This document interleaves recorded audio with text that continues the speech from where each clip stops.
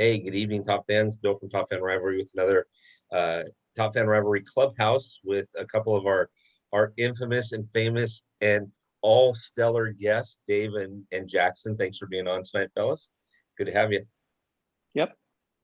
Yeah, it's always Yep. good. I love Jackson's our resident statistician, and Dave is the one that keeps us level and grounded, and I love it. I love having conversations with you fellas. So, Jackson, let's start with you tonight. We got just over 30 days left in the season. I think the Braves have got 28 or 29 games left. What are you looking for? What are you hoping to get out of this? I mean, they just need to play consistent ball. They've been playing well. Even the last two games they've lost against the Dodgers, they showed, some life, some fight. And that's all you really want out of your team heading down into the home stretch. Whereas the Mets look dead in the water. Living up in Phillies country now, I can tell you that nobody up here believes in the Phillies anymore for their hot streak. But looking for the Braves, just be competitive. And since the trade deadline, they had a really good month of August. They just need to carry it into September. Yeah, and it's interesting when you're looking at the standings. The Phillies are just, even with this hot streak that they're on, they're only 2.5 out. But yeah, It just doesn't even 2.5 out doesn't feel like they're making a push. It's weird. Yeah. Dave, tell us, White Sox country, what's going on? Well, last I checked, we're up 4-1 on the Pirates. Trying to sweep a short 2-game series. Carlos Rodon looked good tonight.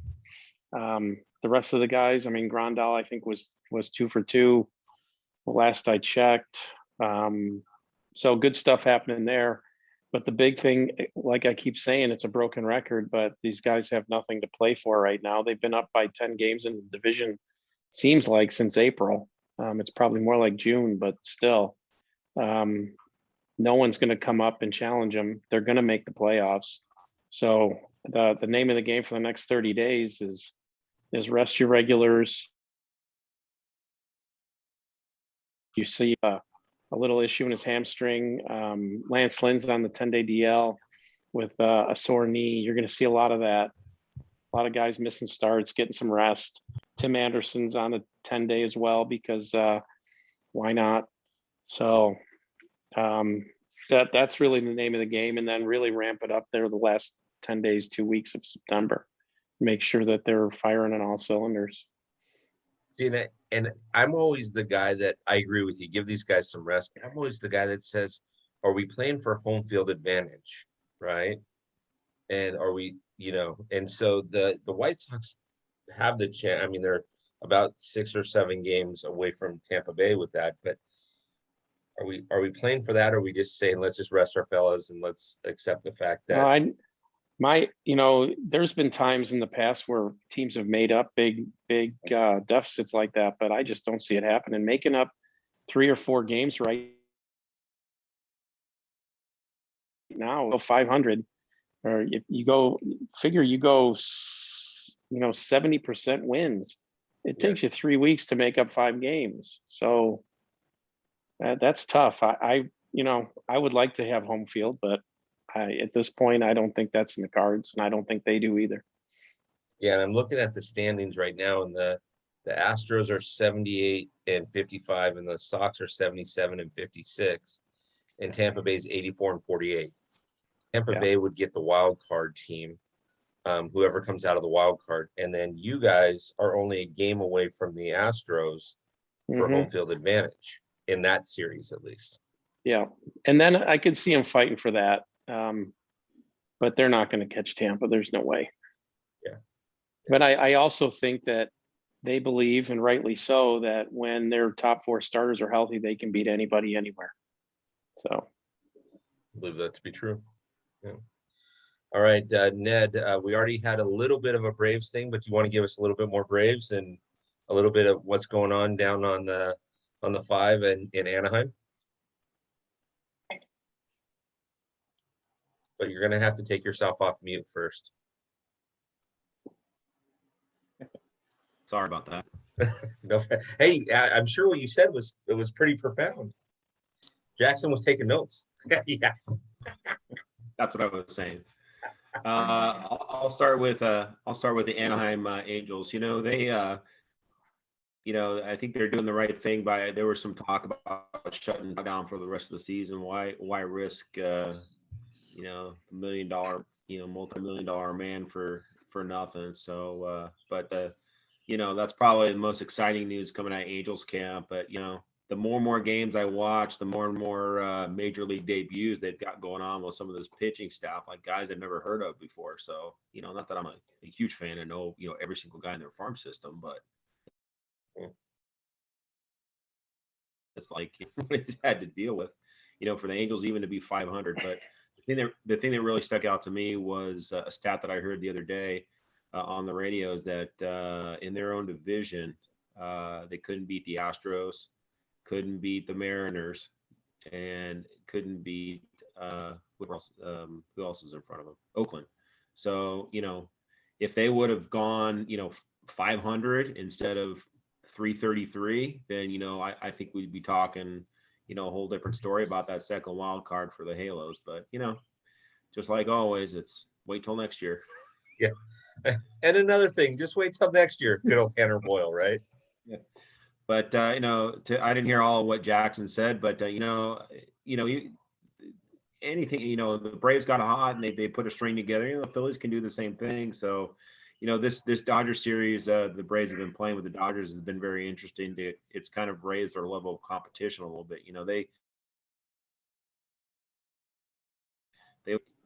The concern now is if they can squeak one out tonight, and go to Colorado, maybe win 3 or 4, then I think they'll be okay. But if they lose tonight and then they go and they lose, 3 out of 4 from Colorado, then I think we got something we got to worry about, Jackson, only because, they've got to win the game that they're supposed to win, so to speak, right? But also too, I think you got to like their competitive nature against the Giants, coming in and win 2 out of 3. But those games were at home. So, the playoffs too are kind of a little bit different, but it's like Dave was saying, you got to, for the Phillies to catch them, the Braves have to go on a run of, losing 5 or 6 in a row, and the Phillies got to go on a run of winning 5 or 6 in a row. So, it's they just, the whole team's got to come together and do what they did with the run that they had in August and just have everybody click on all cylinders. And once they do that, I think they'll be fine. But I thought it was interesting today. I don't know, Jackson, if you mentioned this, but they to expand their roster to 28 players, which is the new rule now. Mm-hmm. For the rosters is 28, though. They went out, instead of bringing up Pache, they brought up Arcia, which I thought was interesting. I think the reason why they did that was for his versatility, where Pache is more just kind of an outfielder, where Arcia can play, can give Swanson a break and can give, the other middle infielders a break. And, with the injury to Albies last night, we don't know how long he's going to be out. So I thought that was interesting. And also too, they got, they brought up one of their stronger relievers this year, Jacob Webb. So, if the bullpen can stay healthy down the stretch for the last, 30 games or so, I think they'll be in good shape rolling into October. Yeah, that's the key. Dave keeps mentioning something. Hey, Brian, good to see you. Hey, guys. So Dave keeps mentioning something that is, and Ned, you just nailed it too. It's that Dodger series with the Braves. Those are the series that raise your level of competition, right? Versus when you're playing Colorado, when you're playing Arizona, those are the games that you have to win, right? I think, Dave, you mentioned in one of your posts about a month or so ago when you were talking about the White Sox, you said, hey, listen, stop this losing. There's not going to be Detroit and Kansas City in the playoffs. You're going to need to beat the Yankees. You're going to need to beat Tampa Bay. So, Ned, to your point, that's spot on. Well, yeah, I mean, yeah, you don't have to sweep them. You just got to win the series. Win 2 out of 3 or win 3 out of 4. You do that, you're in good shape. So that's really what they have to do. But they've got this good mentality going on right now, where it's we worry about today and try to win today's game, and then we'll look at tomorrow and see what that brings. And that's a mentality that used to be there with Bobby Cox, when Bobby Cox was there, when they went on their run of 15 consecutive division titles. Put that in your pipe and smoke it for a minute there, Bill. How many more do the Dodgers have to go? 6 more years? 7 more years? that kind of puts that in perspective, right? But anyway, I mean that just goes to show you how hard that was, for that team to do that. You go on a run like that. So this guy, anyway. Thank you. I appreciate that. Yeah, you're welcome. And What's and funny another about news, that is only two, both of them, those big runs, all they did was win one World Series. So it's not about division titles. It's about momentum. Okay, well, the Dodgers too, but they won one. So here we go. Hey, we should have won two. The one team cheated. Well, They lost game 7 at home. Yeah, but they lost game 5 on the road. So, well, we're not here to talk about trash cans and buzzers. Let's talk about something else. In other news, in breaking news, I guess, if you haven't seen the standings yet, it is official that Baltimore and Arizona will not have been eliminated from any opportunity to make the playoffs, either wild card and or division. I take that back. Arizona can still get the wild card. They're only 27 games out, but otherwise Baltimore is like completely eliminated. So for you sports fans in Maryland, we'll see you next year. Brian, hey, thanks for 5 joining years. us. We kind of went around the horn. We just talked about the Angels. We talked about the Braves. We talked about the White Sox. Anything you want to add to the Angels talk before we kind of go around the horn and talk about like the last 30 games or so? Angels talk. It's really, I went to the game last night against the Yankees. It was really fun. Awesome. Different atmosphere when Yankee fans are there. It's crazy, but especially when one team's playing for a playoff position, the other's not. So, but Angels pulled through. It's 1-2 out of 3.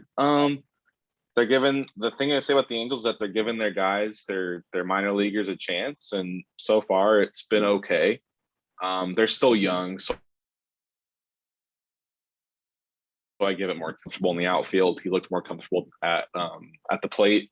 Marsh has picked it up a lot. He had a great week last week. Should have won Player of the Week, but Salvador Perez hitting all those homers and grand slams, so that helps. But their pitching, it all comes down to they need pitching, and it's not happening. So next year they're close to shutting Trout down for the season. Because there's no point in bringing him back when you're chasing to be 500. So yeah. Other than that, it's typical mediocre season for the Angels. Which Angel fans have come to know and love. The one thing I will say about the Angels, though, is it'll be interesting if Shohei hits 50, because he's got a shot to hit 50. And though baseball is not an individual game, I think that will be at least one shining star that you can take away from this season. Right? Yeah. And so he steals home yesterday. Yeah. So End up as the AL. He's gonna end up as the AL MVP. It's already pretty much done deal. Yeah. So that's pretty cool. Yeah.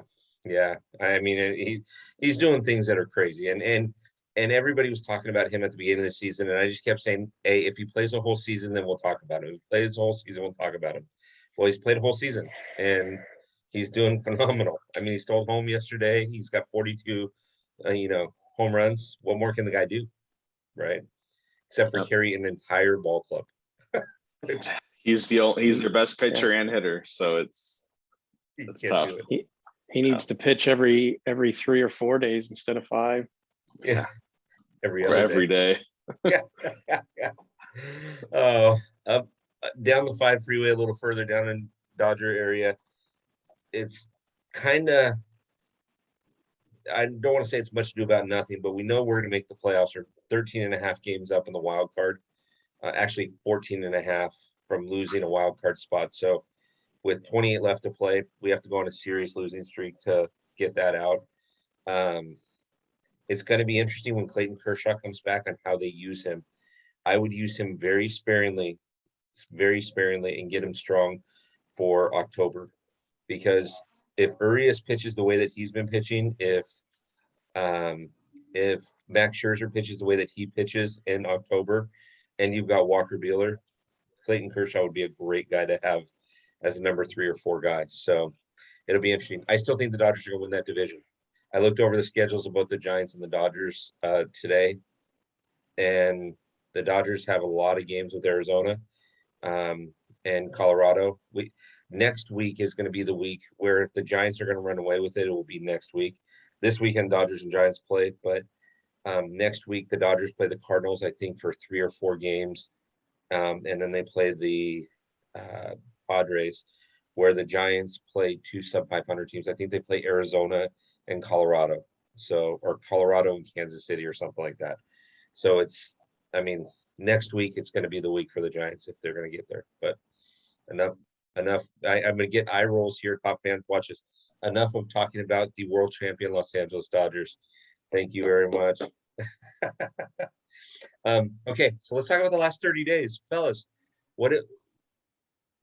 There is so many tight races, both wild card race, a couple of division races, actually both in the West, right? American League and National League West, but a lot of baseball to cover. What are we seeing? What do we think? And is anybody paying attention to the 2 sleeper teams out there?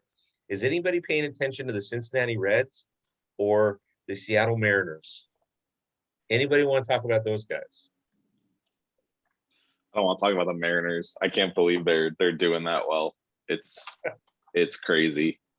The Reds, I watched the game 1 of the doubleheader today. Didn't look great, but then game 2, they just stampede over the Cardinals. Like 12-2 was the final. Like those guys, if they end up, so if the Dodgers don't win the West and they play in the wild card, and it's the Reds, you have to throw, like, for that offense, you really to like really shut them down, because Dodger Penn's not going to hold that offense together. Yeah, I think it's going to be Giants Reds in that series, and I think the Reds are actually going to beat the Giants in that 1-game playoff. I think the Dodgers are going to see in the divisional series the Reds. Strange as it is, but that's where I think it goes. What do you guys think? Well, you're not going to like my opinion, but I don't think the Dodgers are going to make up any ground this weekend. They got what, two bullpen games against the Giants. That's going to be rough. They do get Urias thrown on Sunday, but I'm a strong believer in Julio Urias. His record and numbers are a little deceiving because the Dodgers always seem to score 10 runs for him whenever he pitches. So, I think it's going to be tough for the Dodgers to come back and take that division, even though they're so close.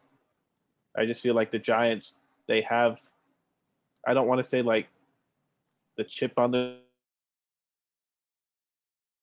like they haven't done it before. I feel like they'll be able just to kind of just keep nudging ahead, because the pressure's not on them, it's on the Dodgers. Oh, absolutely. At the end of the day. It is absolutely. And so what's interesting is I'm looking at it right now. Milwaukee's up 2-0 over the Giants, and the Dodgers are up 1-0 over the Braves, but it's still the end of the first there. But if the Dodgers can win tonight, even if the Giants win tomorrow, if the Giants lose tonight and the Dodgers win tonight, they're up in first place by half a game. Tomorrow, even if the Giants win, then you go into that series tied, right? And even if the Dodgers lose 2 out of 3, they're only down by a game. If they win 2 out of 3, they're up by a game. If they sweep, they're up by 3 games. And so, but you're right. I mean, the pressure is on the Dodgers. Nobody thought the Giants would be here. Everybody in this group probably thought it was Dodgers and San Diego. We weren't even going to be talking about the Giants. But the strangest thing about this is going to be, I think it's going to be the 3rd or 4th time in history, divisional history or wildcard history, where you're going to have 2 teams conceivably who have 100 wins, and one of them is going to be the wild card team. 100 wins. Because it's going to be really hard for the Giants not to get to 100 wins. It's going to be really hard for the Dodgers not to get to 100 wins. They're both only 16 games away from it, or 16 wins away from it. Unless they fall flat on their faces over the next 4 weeks. Both of them are going to win 100 games. Right? It's tough for the Dodgers too, because they don't They don't play well. When I came in late earlier, we are talking about the competitiveness. It brings it up when you play a team like the Braves, but they don't play well against the Rockies. They lose 2 out of 3 last weekend, I believe, and even though they were down 5-0, they throw Justin Turner out there to pitch. Yeah. That's just weird to me. Like, you don't throw hitters to throw an inning when you're still, 5 runs in this day of baseball is nothing. It's like being down 10 in softball. Yeah, exactly. And they really have to capitalize on those sub 500 teams like the Rockies, and you can't lose 2 out of 3. It's going to be interesting. I'm just looking at their schedules. Giants close out the season at home against the Padres, and I think the Dodgers close out against the Brewers. Oh. And I think that the last week is what decides who wins the West.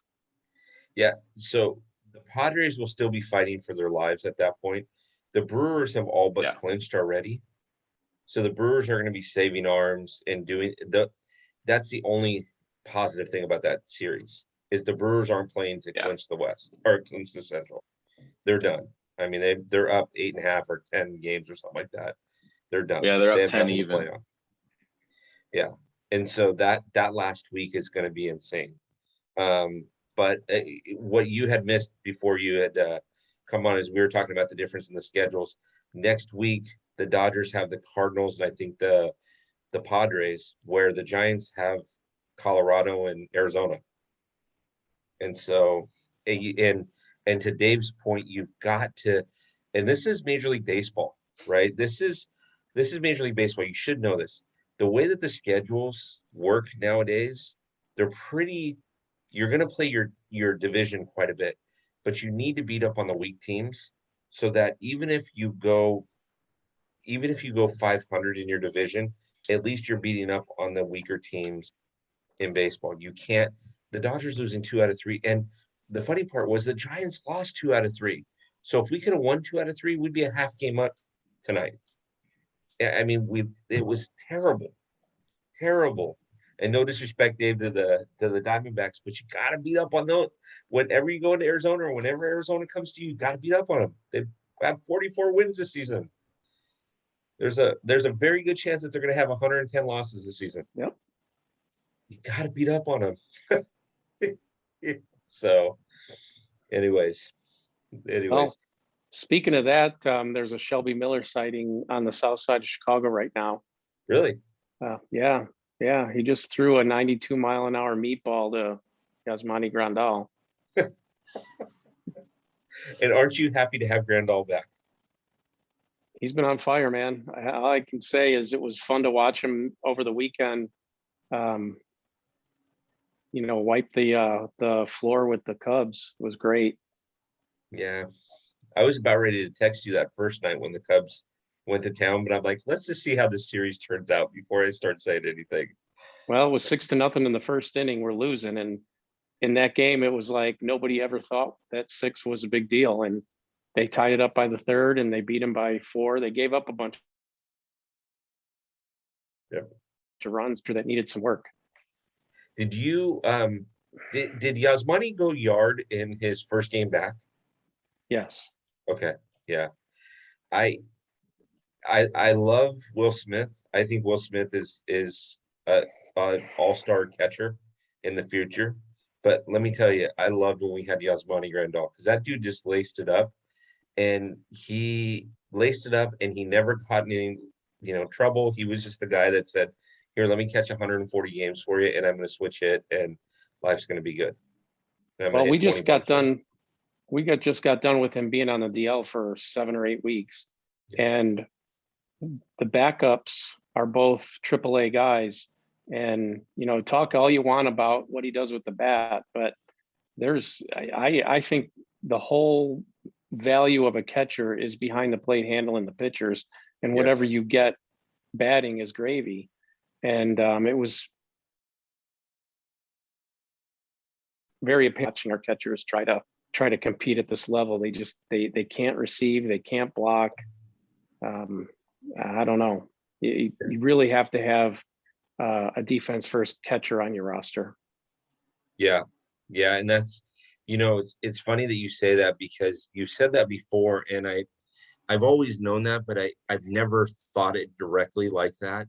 But I've been noticing post-game interviews, predominantly with the Dodgers, because I'm usually watching those, but I've noticed post-game interviews how much these pitchers are thanking their catchers. Oh, Walker Buehler did it the other night, yesterday. He says, man, Will called a great game. Like, it's all about the catcher, and it's all about the whatever you get from the plate, at the plate with them, gravy. But we'll take whatever, I don't know if you saw it. It was 10 days, 2 weeks ago or something, but it was all over the papers and the media about Tony La Russa berating his catcher in the dugout after an inning. Mhm. You see that? I did. And I saw a clip. it was Sebi Zavala, and it was all because he called a four-seam fastball on a 3-0 count with Lance Lynn pitching. And I forget, there were at least one or two guys on base. Might have been a bases loaded. I don't remember. But on a 3-0 count, he calls a four-seam fastball. Mhm. And it's like, what? Just everybody went nuts. What are you doing? What are you doing? So Yeah, and nowadays too, home run I'm and gets seeing, knocked out of the game all over one pitch call. yep. Well, and nowadays too, people are swinging on 3-0 counts. Sure. So they're swinging. I mean, Albert did it. I was at the game last week ago Monday, Dodger Stadium. Albert comes up. The Dodgers had the game pretty much in hand, but he had started that game, and well, I shouldn't say they had it in hand. I think they were up by a run, but they had first and second and nobody out. And Albert comes up, 3-0 count, swings at a 3-0 fastball above his head, hits into a double play, and he got replaced that inning. I'm going to correct Sutton myself. It was an 0-2 count. 0-2, yeah. I was It going was to an say 0-2 3-0 count. count. I was said 3-0 count. You want to throw that four-seamer, Yeah, but no. an 0-2 count. It was an 0-2 count, and they poured one right down the middle. And everyone admitted afterwards, even Lance Lynn said it was a stupid pitch call. So, but that just goes to show you that Tony La Russa was watching his catcher. So one pitch call. Yeah. Well, I'm gonna change gears on something and make this kind of our next topic, or our final topic. How crazy is it driving you guys to see, first of all, how bad the umpires are doing? Every game that I'm watching, and I don't care if it's Dodgers or anybody else, especially home plate umpires are not doing their best of work. But how frustrating is it to see every inning the umpire stop the pitcher to check his hat and his glove? Is that getting annoying to you guys yet? They're doing it on commercial time, so it doesn't impact the speed of the game, I don't think. So I've noticed it a few times, but it hasn't, except for Lance Lynn getting ejected like a month ago because he threw his belt at the umpire. Other than that, I haven't noticed it. Brian, you're shaking your head like it doesn't bother you. Yeah, I haven't noticed it either. Like, and I was at the game last night, and there's times where like I'm at work watching a game, or at like in person, and I don't even notice it. Like, and I honestly forgot that was the rule until like a commentator brings it up. Like, not once did I notice the ump check a pitcher last night at the game. So every single game that I seem to watch, I'll catch it. Like, they'll be walking off the mound, the quintessential walk back to the dugout, the pitcher. And you'll see right before they cut to the commercial, the guy go like this, hand his hat over and his glove over. And it drives me. The game that I was at last week, who was pitching? Was it Walker Buehler? I think it was Walker Buehler. And it could be just something for Walker, but I think it was Walker Buehler that we were watching on one of the games. And every single inning that he went back into the dugout, they checked his hat and his glove. I'm thinking to myself, dude, it's not like he's running into the clubhouse to put something on his hat or in his glove. Let this guy go. And I mentioned this right before you got on, Brian. Today, Nick Castellanos hit 2 home runs, and then the Cardinals manager asked for his bat to be checked. Yeah, it's like maybe it's not your bat, maybe it's your pitchers. Yeah, Exactly. He's Maybe trying to it's your point the pitcher. blame somewhere else. You know, let the guy and these video replays, they're just getting so I kind of miss the days where, you know, guys are getting thrown out for arguing bad calls and you didn't have the video replay. But I mean, it seems like more and more we're seeing these video replays, and 9 times out of 10, the umpire's right, at least on the ones that I'm seeing. But there's the occasional 1 or 2 times, you know, that umpire's wrong. But am I the only guy that this is bothering? I can't be the only guy this is bothering. And I understand what you're saying about the speed of the game, Dave, but I mean, why couldn't we check the locker room when Barry Bonds was playing to see if he was injecting himself with anything beforehand? Right? I mean, it's because baseball hates pitchers. You know, the On pitcher, offense. the pitchers were so dominant they lowered the mound because they couldn't handle it. And actually, here in Lancaster, here in Pennsylvania, there's an Atlantic League baseball team down the street, the Barnstormers. Mhm. And the big thing around here is the Atlantic League actually plays with a 61-foot mound. really? 1.5 feet. Yeah, so it's Major League Baseball paying the Atlantic League to do it, basically be guinea pigs for a study to move the mound back because Major League Baseball wants to move the mound back because they want that more offense. Wow. It's like the Wow. NFL. They crippled defensive backs and linebackers with pass interference. So now all you see is offense. Because that's what the fans There want. was a really good article online too that I read earlier in the week about the automated umpire behind the plate, and I think it was somewhere in the Northeast, I think, where they're actually experimenting with it, and it's basically a TrackMan mounted above the backstop, and they still have an umpire behind the catcher who has an earpiece and calls the balls and strikes based on what the computer tells them to do. And it's a good article. It's interesting. And was the article in favor of it, or was it more just educational? It was more educational, and it was more like, you know, it's imminent. It's come, and how they're fine tuning it and changing the algorithms so that, like, the thing is, here's my analogy, right? So you go to Vegas, you know, 30, 40 years ago, and all of the slot machines are mechanical, and, you know, your odds are what they are. I mean, whatever the guy set that machine up for. You know, now they're all connected in a computer network. So there's one guy in a big control room, at least in my, you know, the way I view it, there's one guy in a big control room that decides what the odds are any given moment if you're going to win or not. And it's going to be the same thing. If Major League Baseball wants to increase the strike zone, one guy in New York can get into the network for all of the automated umpires and change the strike zone. And that to me is wild. It's crazy. You know, if they want to speed up the game, they just put a ball outside and game speed up, and all of a sudden there's a lot more strikes called. And to have that kind of control over that, to me, is I don't know. Good article though. You ought to look it up. Yeah, I definitely will. They tried to speed up the game by adding the runner on second base, and we've debated this many times on this show. The runner on second base in extra innings, but I mean, the Dodgers and Padres just played a 16-inning game with that. The Dodgers threw a no-hitter after the 5th inning.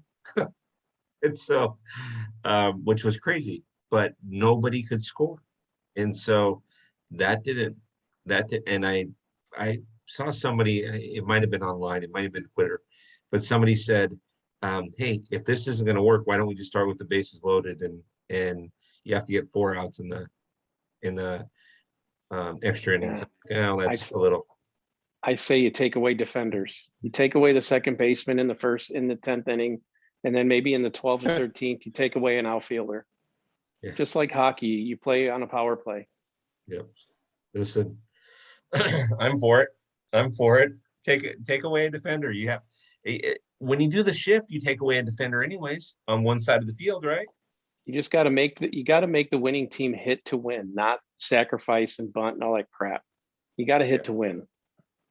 Yeah, the sacrifice. What's that? We don't do that anymore in today's game. I mean, you guys remember? Well, Dave, you remember. Dave and Ned, you might remember this. Brian, you may not, and Jackson, you won't. But do you guys remember when Billy Martin asked Reggie Jackson to bunt, and Reggie refused?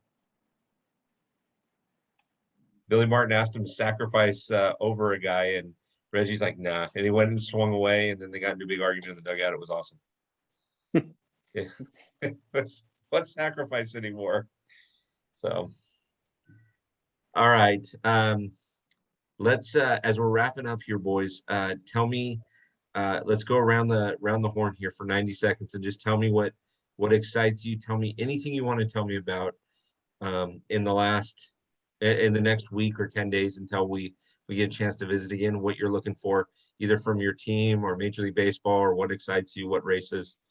Jackson, we'll start with you for 90 seconds, and then Ned and Brian, and then Dave. I think it's just going to be exciting that there's still a lot of races that are undecided. So there's meaningful baseball being played.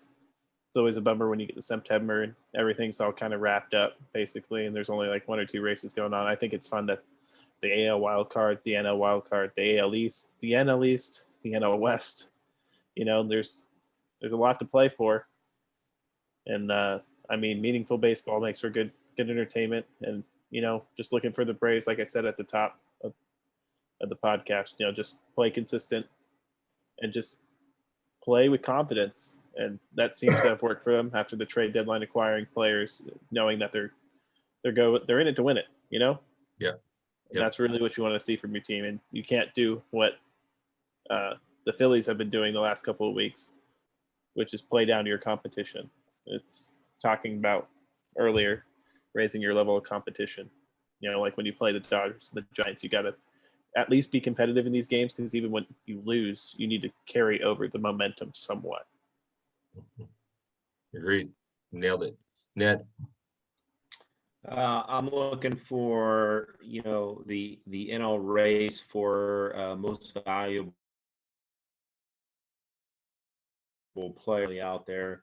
Some long shots that potentially could win that award, but at the beginning of the season, in April and May, they were giving it to one guy, but who are they going to give it to now if they have a good September? What happens if Tatis falls off and stays in the mid 30s in home runs, but somebody like a Freddie Freeman on Atlanta or Austin Riley really carries that team for a week to 10 days to really propel that team to the playoffs, and San Diego doesn't make it. I mean, that's really what the award should be all about. That's really what I'm looking forward to, just to kind of see the level of competition there and see which guy rises at the top. Great call. We hadn't even mentioned that, but I love that, Ned. I love that. You got a number of guys besides Tatis. Nobody's talking about Bryce Harper, and he's having a great season. He's having a phenomenal season. So, but everybody's so focused on Tatis and Shohei that they're not focused on anything else when it comes to that. Great call. Brian, your thoughts? Bold prediction. I don't think Tatis wins National League MVP. But we'll get to that at a different time. I'm not looking forward to, but just seeing how it's going to play out. The Mets have had a very interesting week so far, and it's only Monday. I mean, no, today's not Monday. Wednesday. Sorry. But with Boogate happening the last couple days over the weekend, yes. They've won 3 in a row. They're still under 500, but they're only 5.5 out of the NL East, and then the wild card there. They're 5.5 out in the wild card too. But if Mets keep Metsing, if they don't let that internal stuff bug them, or just what's happening on the field bug them, they still have a chance. I know Syndergaard's going to come back. DeGrom's looking to come back for that push in September. Who knows what's going to happen with them? But the NL East doesn't get talked about a lot, and it's probably the most interesting division, just because none of those teams are great. So it's just a toss up between who could be the best of the worst type of thing. Yeah. So that's what I'm looking forward to. Mets, Phillies, and Braves, seeing what happens in that weird division. There you go. And you got 2 Braves fans on here. So Dave, next week or 10 days, what are you looking at? Well, we finally have our team 100% healthy, so that's a good thing. And we finally have our offense all there the way it was supposed to be in spring training. So it's going to be nice to see that for the next month. The other thing that's really nice is I don't have to watch the Cubs at all because they're not in any race at all, and nobody's going to cover them. It's a beautiful thing. It'll be good to watch. Hopefully, Oakland and Houston kind of beat each other up here, chasing down that division in the wild card. So they're a little weaker when we get to them. But we're healthy. We're finally healthy for the first time since April.